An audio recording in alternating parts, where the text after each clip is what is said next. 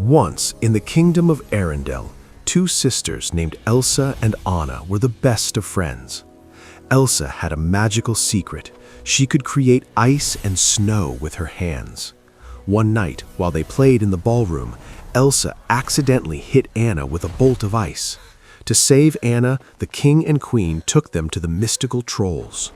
The Troll King, Grand Pabby, healed Anna, but warned that Elsa's powers would only grow stronger and more dangerous. He erased Anna's memory of the magic to keep her safe. Fearful of her own gift, Elsa went into hiding within the castle walls. The gates were locked, the staff was reduced, and the sisters were separated. Elsa spent her days trying to suppress her emotions, wearing gloves to keep her magic contained. Anna, left lonely and confused, spent years knocking on Elsa's door, singing, "Do you want to build a snowman?" But Elsa, terrified of hurting her sister again, never answered. The tragedy deepened when their parents were lost at sea during a storm. The sisters grew up in the same castle but lived worlds apart. Elsa's room became a frozen cell of conceal, don't feel, while Anna's heart yearned for the sisterly bond they once shared. The years rolled by in silence until the day of Elsa's coronation arrived. For the first time in forever, the gates of Arendelle were scheduled to open. Anna was bursting with excitement at the thought of meeting new people, while Elsa was paralyzed with the fear that the world would finally see the monster she believed herself to be. The bells began to ring, signaling the start of a day that would change the kingdom forever.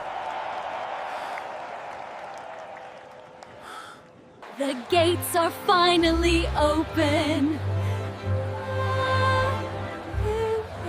The coronation day was a whirlwind of color and music. Anna, dancing through the streets, literally tumbled into the arms of Prince Hans from the Southern Isles. He was charming and kind, and for the first time in her life, Anna felt seen. Inside the chapel, Elsa struggled to keep her composure. When she had to remove her gloves to hold the ceremonial orb and scepter, the air turned cold, but she managed to finish the ceremony without a single flake of snow appearing. At the evening ball, the sisters shared a rare, genuine moment of laughter. But the peace was shattered when Anna asked for Elsa's blessing to marry Hans, whom she had only just met. Elsa, knowing the weight of responsibility, refused. The argument escalated in front of the guests. Anna, desperate for answers, cried out, "Why do you shut me out? What are you so afraid of?" In a moment of blind panic, Elsa snapped. She swung her hand, and a wall of jagged ice erupted across the floor. The guests screamed in terror. The Duke of Wesselton labeled her a monster. Realizing her secret was out, Elsa fled the ballroom. She ran across the fjord, the water freezing solid beneath her feet with every step. As she retreated into the dark, frozen mountains, a supernatural winter began to grip Arendelle. Anna, feeling responsible for the outburst, realized she had to find Elsa and bring her back. Leaving Hans in charge of the kingdom, Anna rode out into the blizzard, determined to save her sister and her home from the eternal snow. High up on the North Mountain, Elsa felt a strange new sensation: freedom. Away from the expectations of the crown and the fear of hurting others, she let her magic run wild. She sang to the wind, casting off her cape and her crown. With a stomp of her foot, she conjured a massive, shimmering palace of ice. She transformed her royal dress into a gown of glistening frost. For the first time in her life, she wasn't hiding. She was the Snow Queen. Meanwhile, Anna was struggling. She had lost her horse and was freezing in the deep snow. She eventually stumbled upon Wandering Oaken's trading post, where she met Kristoff, a rugged ice harvester, and his loyal reindeer, Sven. Kristoff was grumpy because the sudden winter had ruined the ice business, but Anna convinced him to lead her up the mountain. You're crazy. As they traveled through the beautiful but treacherous landscape, they encountered a small, walking, talking snowman named Olaf. He was goofy, innocent, and strangely obsessed with the idea of summer. Elsa built me," he explained with a gap-toothed grin, "and I know where she is." Olaf led the group toward the highest peaks. Along the way, they survived a terrifying chase by a pack of hungry wolves and a leap across a massive gorge. Through the mist and the falling snow, the ice palace finally appeared, its spires reaching toward the stars like frozen diamonds. Anna took a deep breath, hoping she could find the words to bring her sister Have to home. be close. Elsa.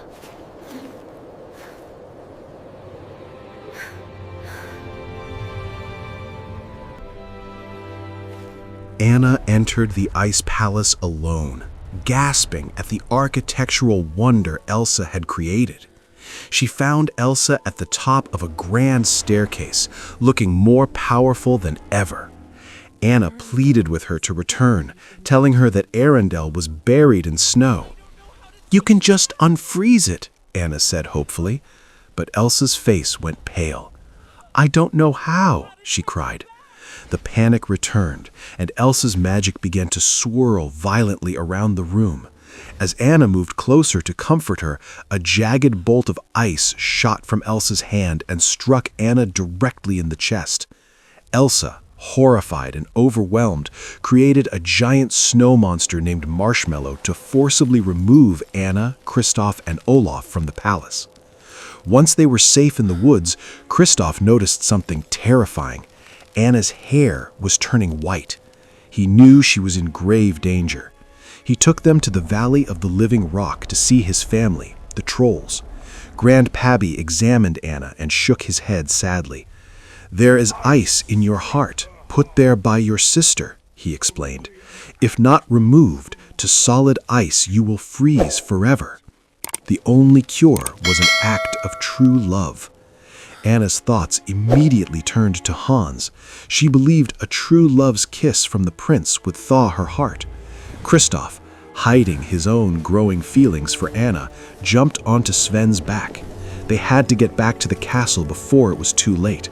Every minute counted as the frost began to spread through Anna's veins, chilling her from the inside out. While Kristoff raced toward Arendelle, Hans had led a search party to the ice palace. They managed to capture Elsa after a fierce battle and brought her back to the castle, where she was chained in a dungeon. Her grief was so strong that frost began to crawl up the stone walls of her cell. Finally, Kristoff arrived at the castle gates and handed Anna over to the palace staff. Anna was ushered into the library, where she found Hans. Weak and shivering, she explained that she needed a true love's kiss to save her life. Hans leaned in close, but instead of kissing her, he extinguished the candles in the room and smirked. "Oh, Anna," he whispered coldly. "Oh, Anna, if only there was someone out there who loved you." If only there was someone out there who loved you. Hans revealed his true plan. He was the 13th son of a small kingdom and had only courted Anna to get a foot in the door of Arendelle's throne. He intended to let Anna die and then execute Elsa for treason, leaving him as the sole ruler and hero of the kingdom. He locked the door, leaving Anna alone in the freezing dark. Outside, the storm reached a fever pitch. Hans told the lords of the kingdom that Anna had died in his arms, but not before they had exchanged marriage vows. He ordered Elsa's execution, but when the guards entered her cell, they found the wall shattered. Elsa had used her powers to break her chains and escape into the blinding whiteout of the blizzard. The fjord was a chaotic mess of swirling snow and jagged ice. Elsa wandered through the storm, unable to see more than a foot in front of her. Her fear was so intense that the blizzard became a physical manifestation of her soul, trapping everyone in a sea of white. Inside the castle, Olaf managed to find Anna. He used his carrot nose to pick the lock and found her huddled by the cold fireplace. Seeing her fading, Olaf quickly lit a fire, even though the heat began to make him melt. "Some people are worth melting for," he told her gently. He looked out the window and saw Kristoff and Sven charging back across the ice. Olaf realized that Kristoff was Anna's true love, not Hans. With Olaf's help, Anna struggled out onto the frozen fjord. She was nearly a statue now, her movements slow and heavy. At the same time, Hans found Elsa on the ice. He shouted through the wind, lying to her that Anna was dead because of her magic. Elsa collapsed in agony, her heart breaking. As her spirit gave up, the blizzard suddenly stopped. The wind died down, and the snowflakes hung motionless in the air. In the sudden silence, Anna saw Kristoff just 100 yards away, reaching out for her. But she also saw Hans standing over Elsa, his sword raised to strike.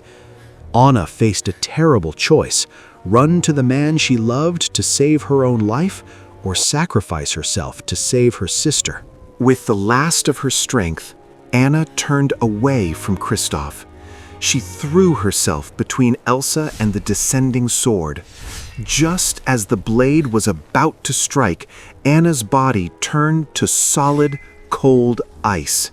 The sword hit her frozen hand and shattered into 1,000 pieces, the recoil throwing Hans backward onto the ice. "Anna!" Elsa cried, turning to see the frozen statue of her sister. She wrapped her arms around the ice and sobbed, her tears falling onto Anna's frozen face. Kristoff and Olaf watched in silence, devastated. But then, a faint glow began to pulse from within the ice. The frost began to recede. Warmth returned to Anna's skin, and her eyes fluttered open. She drew a deep breath and smiled at her sister. "You sacrificed yourself for me?" You sacrificed yourself for me? I love you. Elsa whispered in disbelief. "I love you," Anna replied simply. Olaf gasped as he realized what had happened. "An act of true love will thaw a frozen heart," he cheered. It wasn't a kiss from a prince that saved Anna. It was the selfless love between two sisters. Elsa looked at her hands, finally understanding. Love was the key. She realized that she didn't have to fear her power if she fueled it with love instead of fear. She raised her arms, and the massive winter she had created began to lift. She gathered the snow and ice from every corner of the kingdom, spinning it into a great spiral that vanished into the bright blue sky. Summer returned to Arendelle in an instant, and the warm sun shone down on the sisters as they stood together on the ice. The kingdom of Arendelle was transformed. Hans was taken away in disgrace to face the justice of his 12 brothers. The Duke of Wesselton was banned from the kingdom, and his trading ties were cut forever. Anna, full of joy, surprised Kristoff with a brand new sled and the official title of Arendelle Ice Master and Deliverer. They shared a kiss, beginning a true romance built on friendship and trust. Elsa took her rightful place as a beloved queen. She no longer hid behind closed doors or heavy gloves. Instead, she used her magic to bring wonder to her people. She created a permanent snow cloud for Olaf so he could enjoy the summer sun without melting. She turned the castle courtyard into a sparkling ice rink where the townspeople joined the royal sisters in skating and laughter. As the sun set over the fjord, Elsa looked at Anna and promised that the gates would never be closed again. The fear that had ruled their lives for so long had been replaced by the strongest force of all.